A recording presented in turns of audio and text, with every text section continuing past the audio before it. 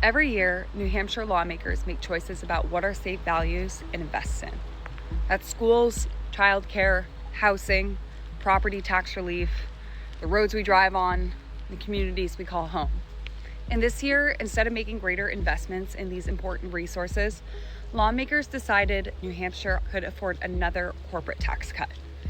And that was through a bill called HB 155. And it became law after Governor Ayotte signed off on it earlier this month.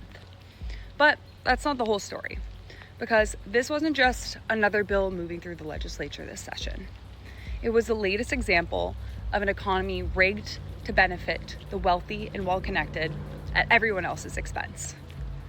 For years, corporate tax cuts have been sold as straightforward economic policy, as if their benefits were obvious and their costs didn't exist. But this bill, HB 155, changed that. Over the course of 6 months, thousands of Granite Staters, alongside a broad statewide coalition, exposed the consequences of a system that prioritizes tax cuts for corporations and the rich over the needs of working families, only deepening our state's affordability crisis. The clearest proof of this came from Republican Senate Ways and Means Chair Tim Lang. So earlier in the HB 155 debate, Lang defended the idea that lowering business taxes would help the economy grow.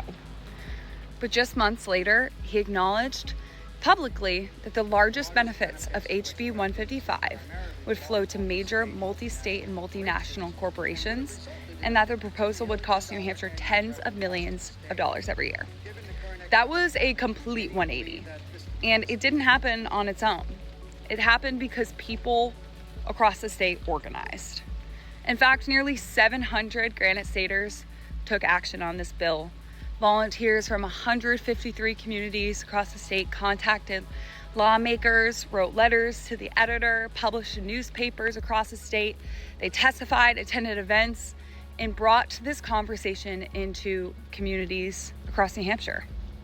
So what started as a fight over one bill became a statewide conversation, reaching more than 168,000 people online and putting the costs of another corporate tax cut in front of voters across the state. Ultimately, HB 155 became law. But what changed is that it's no longer possible to talk about another corporate tax cut to big corporations without also talking about who benefits, who pays, and what working families are forced to give up in return. So we didn't just challenge one bill. We exposed the rigged system behind it all.